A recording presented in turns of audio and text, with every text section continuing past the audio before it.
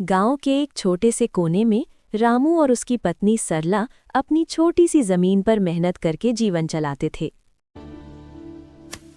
सरला, हमारी छोटी सी जमीन ही हमारी दुनिया है। गांव में सिर्फ एक ही आटा चक्की थी और वो थी धनीराम की। वो लोगों से ज्यादा पैसे लेता था। आटा पिसवाना है तो पूरे पैसे देने पड़ेंगे। इतना ही नहीं, धनीराम चुपके से आटे में मिलावट भी करता था।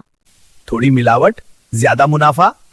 गांव वाले परेशान थे, लेकिन उनके पास कोई और रास्ता नहीं था। इतने पैसे लेकर भी शुद्ध आटा नहीं। तभी रामू ने ठान लिया कि वो कुछ नया करेगा। मैं अपनी खुद की चक्की खोलूंगा। रामू ने हिम्मत करके बैंक से लोन लिया और नई मशीन खरीदी।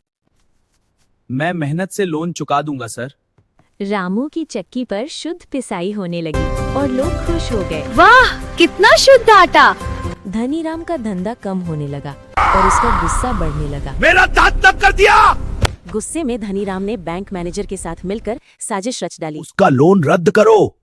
रामू की मशीन और दुकान जब्त कर ली गई। सब कुछ खत्म हो गया। अब हम क्या करेंगे? तभी छुट्टियों में उनका बेटा रोहन घर आया। ये सब कैसे हुआ? तभी रोहन की नजर एक पुराने कबाड़ ट्रैक्टर पर हमारा पड़ी नया मौका और है। उसे एक शानदार हाँ, ये आइडिया बिल्कुल आया। सही है।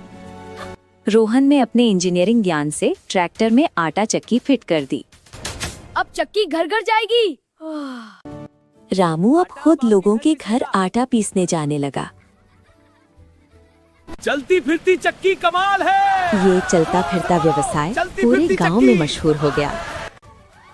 धनीराम से ये सब देखा नहीं गया और उसने ट्रैक्टर को नुकसान पहुंचाने की कोशिश की।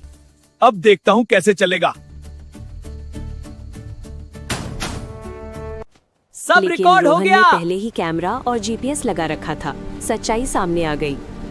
तुम गिरफ्तार हो। रामू को उसकी दुकान वापस मिल गई, लेकिन उसने अपनी चलती फिरती चक्की जारी रखी। नई सोच ही सबसे आज वो बड़ी गांव ताकत का है। सबसे सफल उद्यमी है।